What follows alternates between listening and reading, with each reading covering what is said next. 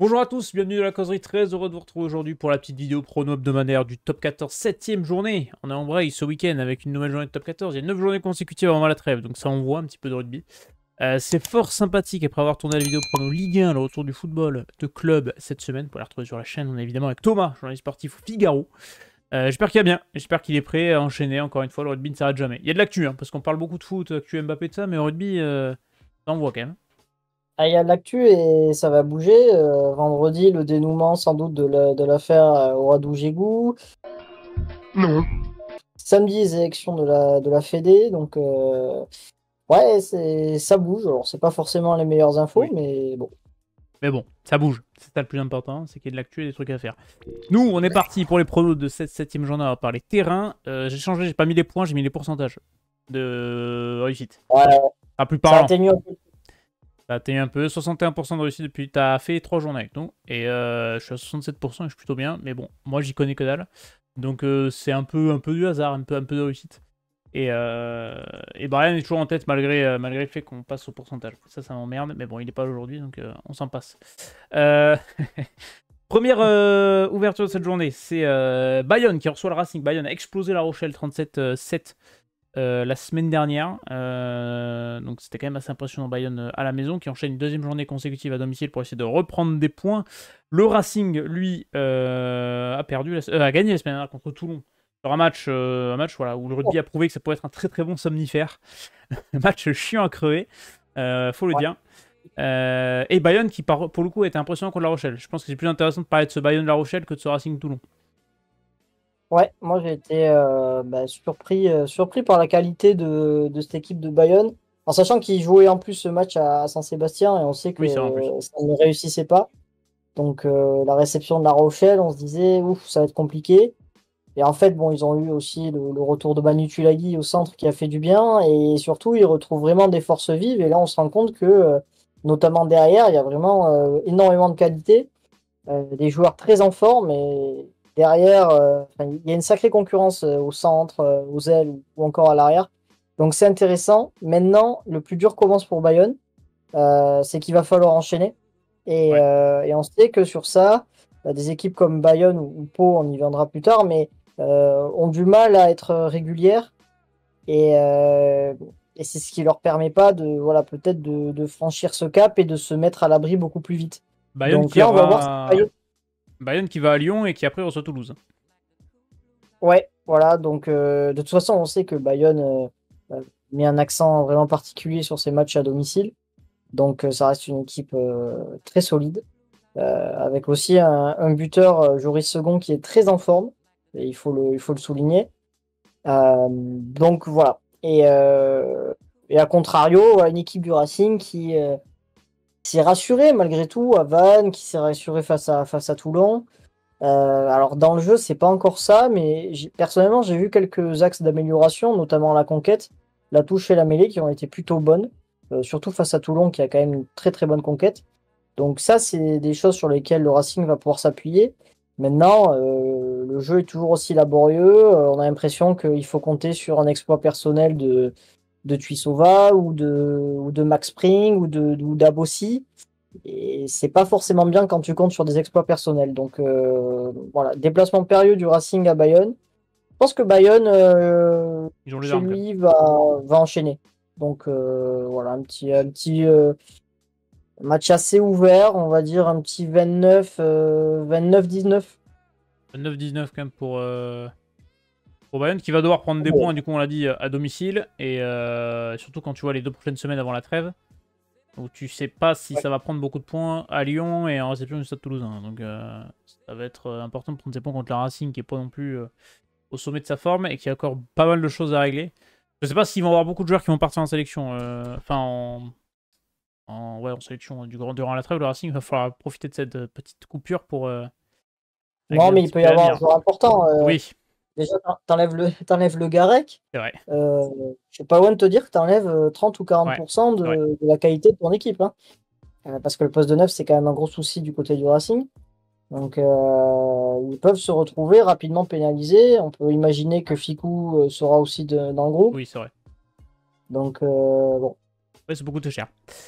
Ouais. Ça peut ne pas arranger les choses. On enchaîne sur le match suivant entre Clermont et Vannes. Alors Vannes qui est passé pas loin de l'exploit à Montpellier la semaine dernière, défaite 26-24. Clermont, lui, a subi le retour d'Antoine Dupont à Toulouse, malheureusement pour eux.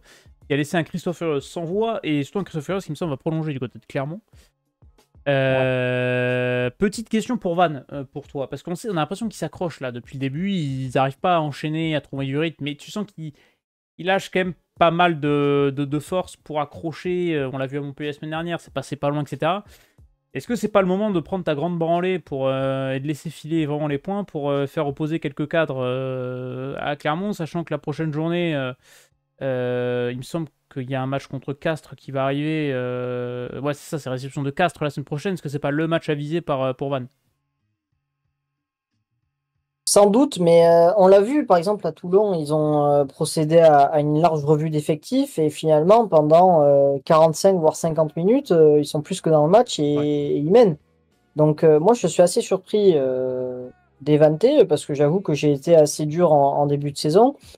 Je reste sur mon avis qui est que en fin de saison, j'ai peur que Van craque parce qu'effectivement, quand tu vois le banc de Van, mais logiquement, hein, on sait que c'est une équipe qui monte et qui n'a pas le plus grand budget. Ben, j'ai un peu peur. Donc, je sais pas. Peut-être que oui, il faudrait viser match plutôt à domicile, mais après. Voilà, je suis pas sûr que ce soit dans la philosophie Oui. de ce club de Vannes qui veut vraiment voilà, accrocher des points. Il y a quand même un point à Montpellier. Alors c'était un match de la peur, mais ça reste un point à Montpellier. Ils ont montré quand même de belles choses aussi cette saison, que ce soit à domicile ou à l'extérieur. Donc je sais pas, c'est toujours compliqué de dire Oui, ça, c'est mais c'est la gestion, quoi. Mais tu te dis, est-ce ouais, qu'à laisser trop de force comme ça dans ces matchs-là où finalement tu ramènes pas grand-chose, ça peut te coûter très cher sur la suite, quoi. ouais, mais c'est Et le risque. c'est ce qu'on appelle les fameux détails et aussi l'expérience de certaines équipes.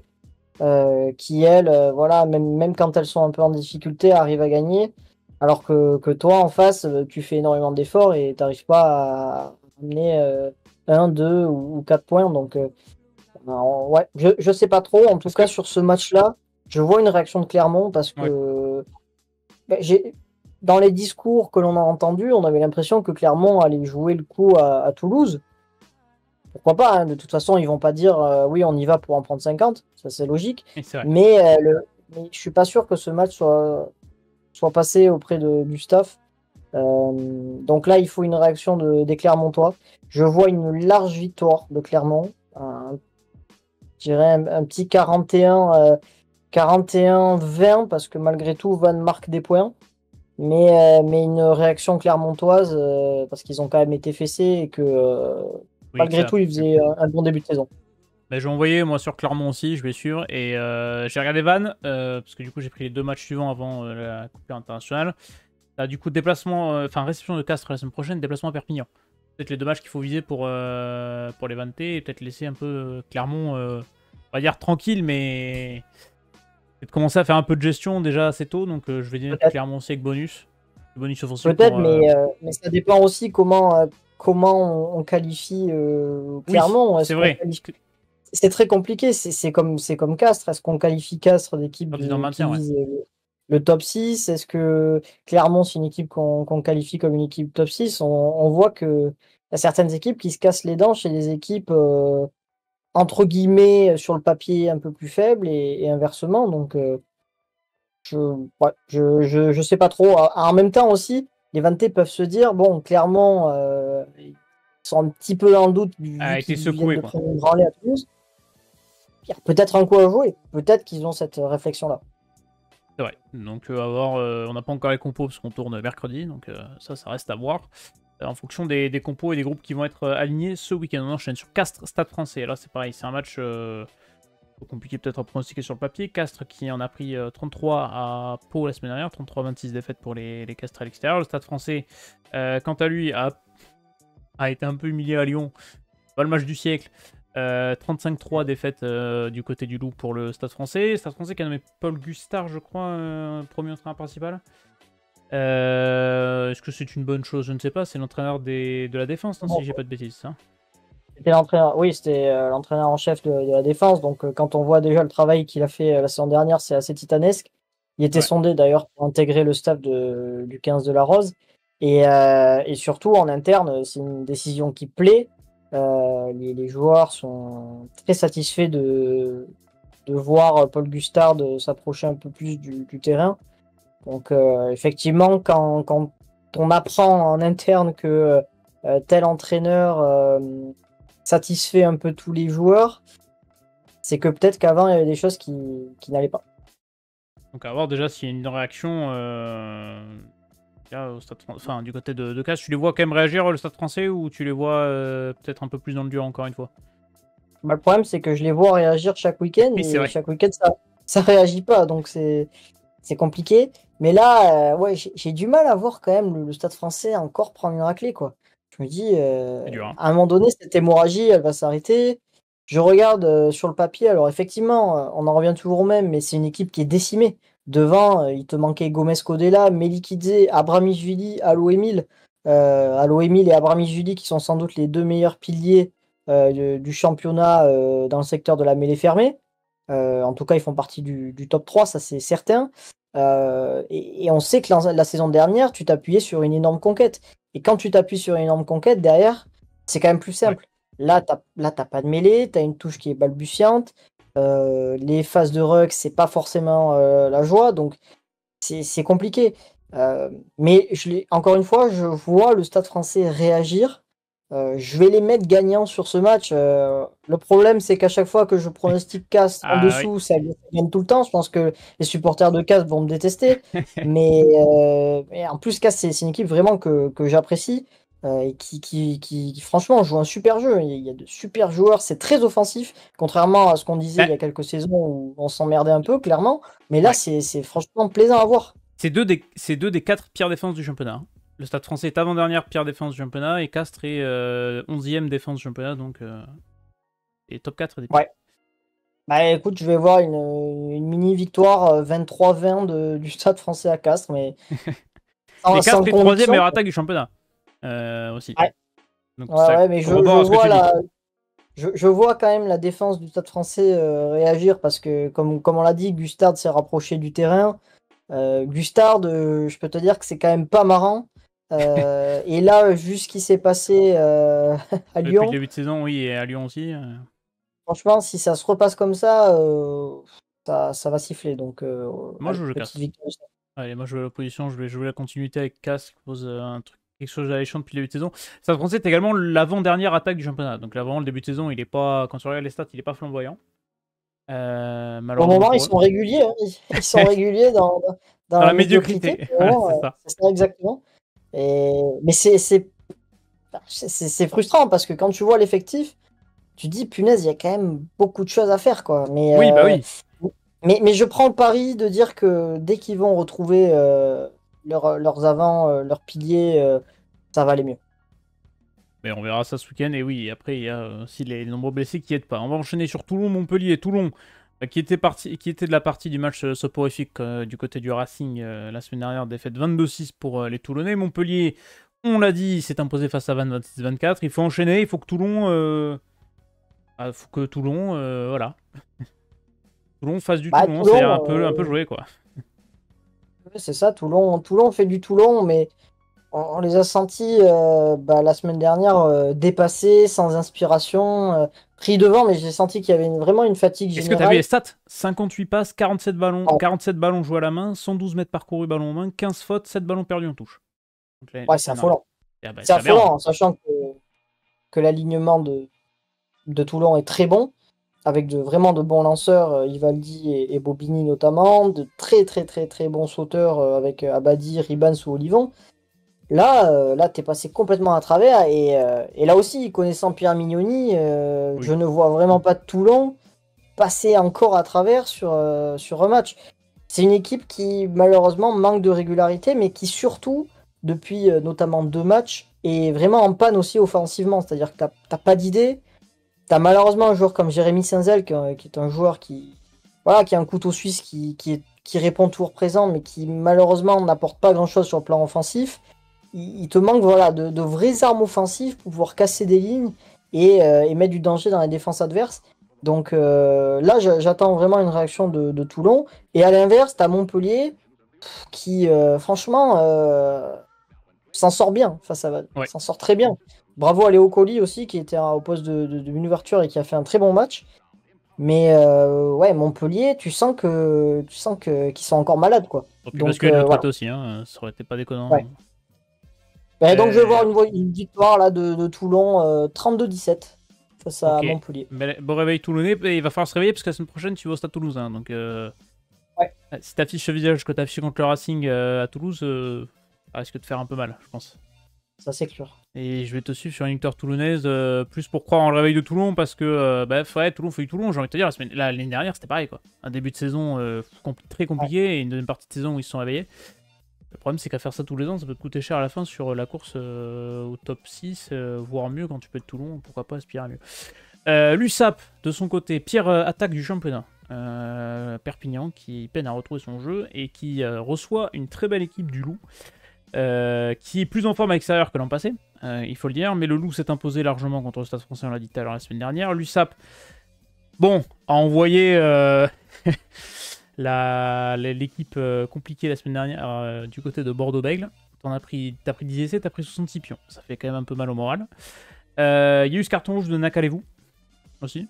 Je vois ton petit taille dessus, ce petit... ouais, il a pas chômé sur Nico de Porter. Ça a fait réagir notamment sur le fameux carton rouge de 20 minutes où on a vu la LNR du coup qui a protesté contre cette nouvelle règle que vous voulez mettre en place pour le rugby sur ce carton rouge de 20 minutes où tu te dis en fait tu peux aller cartonner le meilleur joueur de l'équipe en face et pendant 20 minutes t'es tranquille et après bon du coup je sais pas si ce que t'as à dire sur ce petit carton rouge, sur cette règle du carton rouge de 20 minutes et sur l'USAP qui reçoit ce loup.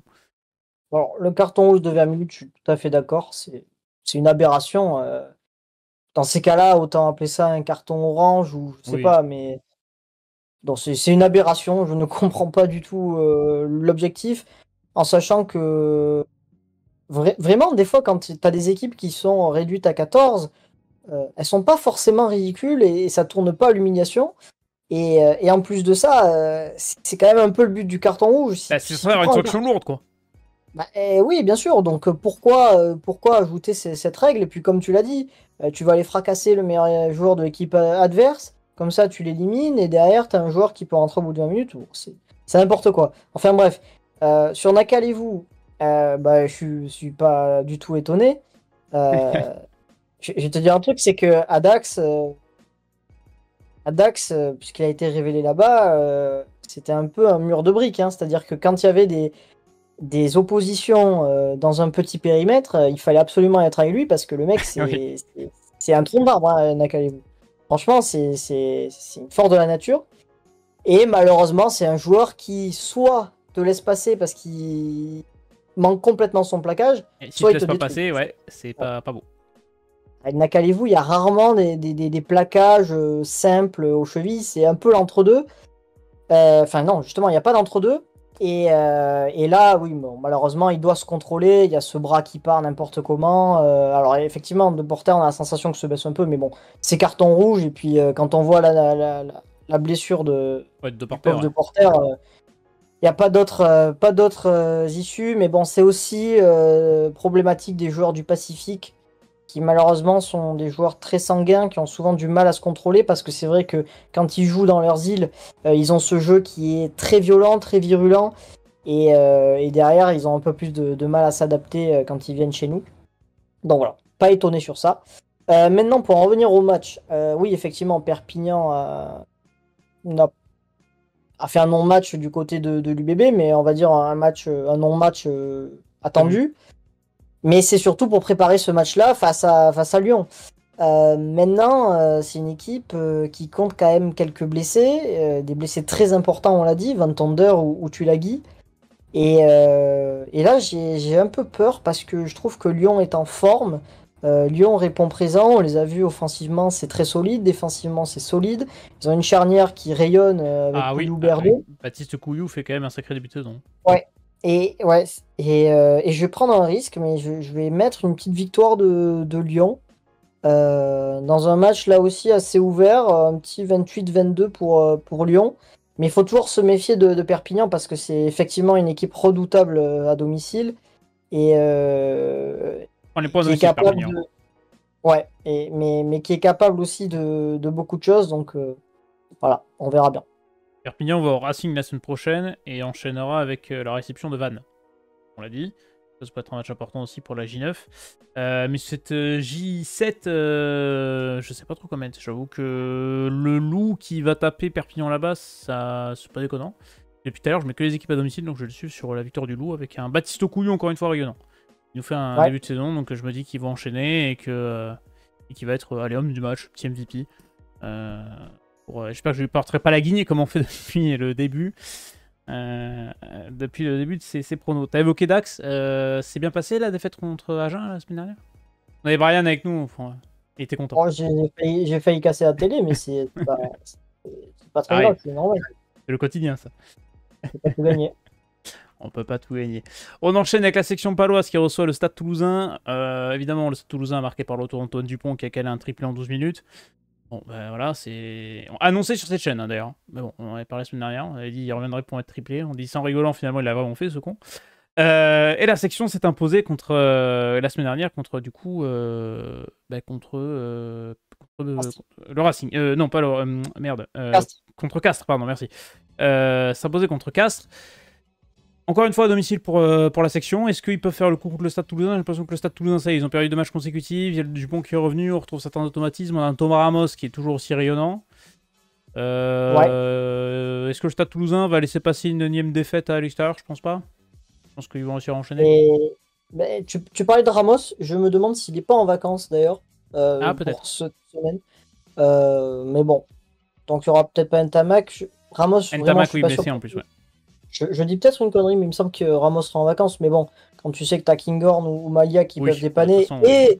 et peut-être Antoine Dupont en 10, Oui, en plus, oui. Et puis... bon, il est pas emmerdé par le pourquoi poste de pas? 10, lui, de toute façon. Donc... Exactement. Donc, non, mais Pau est capable de faire de très très très grandes choses, hein. Là, on l'a vu pendant 45-50 minutes. Ils m'ont vraiment fait une forte impression face à Castres. Ils assuraient vraiment leur match. Ils étaient dominateurs dans à peu près tous les secteurs. Et malheureusement, ils ont ce banc qui pourrait leur faire du tort aussi pour de la saison, qui n'a pas forcément apporté ce qu'il aurait dû apporter. Et ils se font même une belle frayeur à la fin. Donc, et on sait que à l'inverse, Toulouse fait souvent la différence grâce à son banc. Donc, voilà, il y a ce rapport de force un peu qui est déséquilibré. Ouais, je pense que la section peut largement accrocher le Stade Toulousain. Je me souviens l'an dernier de Pau à Toulouse qui avait été très bon avec un excellent Théo Atisogbe. Mais je vais quand même miser sur une petite victoire du Stade Toulousain. Sur un score de 25 à 18. Pas forcément de bonus défensif pour Pau. Mais encore une fois, c'est une équipe qui me plaît beaucoup parce que derrière, il y a vraiment de très très beaux joueurs. C'est pas Atisogbe, imprévisible, Pau, quand même. Gaëtan. Hein. Tu te dis, ils peuvent en mettre 40 comme il va prendre 40, quoi. C'est... Ouais, mais c'est une équipe qui a du mal à enchaîner Ouais. aussi, qui a du mal à l'extérieur. On le sait, au Hameau, c'est toujours très compliqué d'aller gagner, mais c'est une équipe qui, dans la saison, va te chercher des victoires à l'extérieur assez inattendues, mais qui est capable aussi de passer facilement à travers. Mais là, le Stade Toulousain a lui aussi besoin d'enchaîner parce Ouais, que voilà. mine de rien, il y a quand même un UBB pardon, qui continue d'enchaîner les victoires. Et à La Donc Rochelle il faut aussi. pas non plus. Même Ouais, si La et La Rochelle a Rochelle été aussi. Donc, piégée. voilà, il faut pas continuer à courir après le wagon. Exactement. Et le Stade Toulousain, je pense, va enchaîner également avec... Voilà, je vais quand même mettre bonus def pour Pau. Allez, je vais être sympa, je vais leur donner le... pas trop la grande déculottée non plus. On enchaîne match du prime time dimanche soir. J'espère qu'il sera plus intéressant que le match de dimanche dernier. C'est un La Rochelle UBB. La Rochelle qui a perdu, qui s'est fait un peu humilier à Bayonne. Ça n'a pas trop plu à Ronan Gara d'ailleurs, qui a déclaré que pas satisfait de ce match. Évidemment, quand on voit la prestation rochelaise du côté de Bayonne, c'était. Enfin, du côté de. Oui, de Anoeta, c'était pas non plus exceptionnel. Réception de l'UBB qui lui a enchaîné contre Perpignan, s'est rassuré. Cependant, l'UBB a perdu de porteurs, quand même, ça a signalé. Il y a aussi l'enchaînement de temps de jeu de Jalibert, qui, à part contre le Loup, où il y a Carberry, mais Carberry s'est blessé, donc ça peut comprendre. Il a enchaîné, il enchaîne, à mon avis, il a encore enchaîné contre La Rochelle. Il y a la sélection d'équipe de France qui arrive. Est-ce qu'il va jouer, est-ce qu'il va pas jouer, sachant que Tamac est blessé. Est-ce qu'on n'est pas en train de physiquement peut-être cramer un peu trop tôt Mathieu Jalibert? La réponse sera dans la suite de la saison. Et il y a eu une petite news du côté de La Rochelle aussi, c'était Georges-Henri Colombe qui devait prolonger mais qui va partir au Stade Toulousain finalement. Voilà, les petits points. Ouais. Je sais pas Ouais, si- une très très belle pioche pour le Stade Toulousain qui va renforcer un poste quelque peu, je dirais pas en difficulté, mais en tout cas un poste où tu n'avais pas forcément beaucoup de garanties. Aldeguerri a tenu la baraque, notamment par sa puissance en mêlée. Il y a bien sûr le jeune Joël Merclair dont on attend beaucoup, mais qui pour le moment, force est de constater qu'il ne s'est pas imposé en tant que titulaire indiscutable. Et puis Lolala, qui a énormément de sélections avec les All Blacks, mais j'ai été souvent critique avec lui. Je ne l'ai jamais trouvé vraiment très dominant, notamment dans le secteur de la mêlée, et qui n'a pas réussi. Donc c'est vraiment une très belle pioche pour Toulouse, et même pour le joueur, puisqu'il était barré par Antonio notamment. Donc voilà, une belle pioche. Alors ça passe pas auprès d'Ogara, mais bon, je pense qu'il n'y a pas grand-chose qui passe auprès de lui. Maintenant, sur ce match, ça promet ouais, un gros choc. Je pense que ça va piquer parce que déjà, La Rochelle, je pense qu'il risque d'être très, très, très énervé. Vu le match la semaine dernière, ouais. Ouais. Et les Bordelais, en fait, c'est un peu l'interrogation. Tu te dis, est-ce qu'ils vont à un moment donné un peu. Baisser le pied. Ouais, ouais, c'est tout à fait. Et en même temps, tu sens que ben voilà, ça continue de jouer, ça continue d'accélérer. Donc voilà, j'ai du mal à voir cette équipe de l'UBB faire l'impasse sur ce match. Mais je pense que La Rochelle va réagir. La Rochelle se doit de réagir. Et voilà, je vois une courte victoire de La Rochelle. Pour le score, allez, un petit 28-24. 28-24 quand même, ouais, serré. Ouais, serré, avec le pied d'Astoy qui fait du bien au Stade Rochelet. Si je dis pas de bêtises, la semaine dernière, la semaine dernière, non, l'année dernière, l'UBB perd le match un peu connement à La Rochelle. Ouais, tout à fait. Ah ouais. Ça a été une belle opposition de style assez serré, donc on verra ce que ça donne. Moi, je vais à 102 porteurs. Je sais pas quelle va être l'équipe alignée. Il y a le temps de jeu de Jalibert, ça t'inquiète pas droit pour la suite de la saison, quand on sait que l'UBB a fini avec certains joueurs sur les rotules l'année dernière. Le fait que Jalibert enchaîne comme ça, bon après c'est pas le seul, mais... Peut-être, mais bon, le problème c'est que t'as Carbery qui est blessé. Et finalement, tu as peu de solutions parce que oui, effectivement, tu as Matteo Garcia qui fait de très belles entrées en jeu. Mais après, tu te dis, bon, qu'est-ce que tu fais? Est-ce que tu mets Maxime Lucu? Parce que Lucu aussi, attention, il faut pas le griller non plus. Est-ce que tu mets Lucu en 10? Je ne sais pas. Pour le moment, ça tient pour Jalibert. J'imagine que lui, c'est un sacré compétiteur. Donc, effectivement, il veut jouer les matchs. Le staff, j'ose espérer que le staff sait ce qu'il fait. Ouais, ils doivent quand même le connaître à un moment donné, le joueur. Et effectivement, mais c'est vrai que là, sur un match comme ça, face à La Rochelle, où tu sais que tu vas peut-être te prendre des autobus toute la soirée, peut-être que ça peut être un risque, mais voilà, il peut aussi se blesser tout seul en entraînement. Oui. Enfin, ce sont des choses qui voilà, ne se contrôlent pas forcément, donc on verra bien. Eh bien écoutez, on verra bien pour ça. Voici nos prodos. Il n'y a que Castres au Stade Français où on diverge, mais sinon on est assez d'accord sur l'ensemble de la journée. On verra ce que ça va donner. Bon, ben classique question. Petit joueur à suivre. Je sais plus qui j'avais dit la dernière fois, mais il me semble que c'était pas trop mal. C'était Temo Mathieu. Ah oui, si, c'était Temo Mathieu qui avait marqué un essai d'ailleurs. Et là, je vais en citer deux, tiens. Maintenant, il faut aussi comprendre que fait ça avant de savoir les compos. Oui, donc potentiellement il est pas dans le groupe. Hein. Effectivement. Mais au moins, on se sera pas trompé. C'est vrai. Enfin, je veux dire, au moins, voilà, on va pas rater ou réussir son match. Mais je vais peut-être déjà citer un Bayonnais, je vais dire... Makala changer. Non, je vais dire Cheikh Tiberghien, l'arrière. Okay. Et je veux dire un Clermontois aussi, parce que pour rester en phase avec mon pronostic, j'ai dit que Clermont allait largement gagner. Donc, je vais mettre Bautista Del Gui, l'ailier. Peut-être un petit doublé. Voilà. Bon, bah, vous savez sur qui ne pas parier ce week-end parce qu'on apporte la guigne à chaque fois. Donc voilà. Exactement. Ils vont se cogner le petit orteil dans le coin du lit en se levant samedi matin. Ils vont pas pouvoir jouer. Et puis voilà, terminé, on le sait. Non, ça Ouais, vient. Bref, sans doute. on verra ça. Bah écoutez, on a terminé cette vidéo. Donc si ça vous a plu, vous pouvez liker, vous abonner. Donnez vos pronostics en commentaire. N'hésitez pas à donner vos pronostics, à faire part de votre avis sur les petits débats qu'on a lancés sur certains joueurs, certaines décisions, certains staffs, plein de choses dont on a évoqué pendant la vidéo. Et nous, on va se retrouver très bientôt, la semaine prochaine, pour la vidéo prono sur la 8ème journée. Il y a des vidéos foot, pour ceux qui veulent suivre un peu de foot. On a fait des top flops de la Ligue 1, Ligue 2 pendant la trêve. On a parlé sur la pronostic de la journée qui arrive, le retour de la Ligue 1 sur nos petits écrans. Et nous, on se retrouve très bientôt pour parler rugby, évidemment. On vous souhaite un très bon week-end. Ciao tout le monde.